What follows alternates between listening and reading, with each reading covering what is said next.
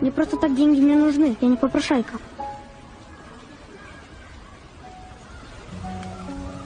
Подожди. Фары и стекла протри. Я этой тряпкой колеса и диски протираю. Она может ваши стекла и фары царапать. Ладно. Колеса протри. Наблюдая, как мальчик моет колеса, я спросил, где его родители. Мальчик неохотно начал рассказывать. Живет с матерью. Отец ушел полгода назад, а мать заболела и сейчас работать не может. Вот ему и приходится и на питание, и на лекарства зарабатывать. Мошенничать не буду. Я здоровый, руки, ноги есть. Я мужчина. Что могу, то и делаю. Но деньги зарабатывать буду. Днем в школе, вечером подрабатываю.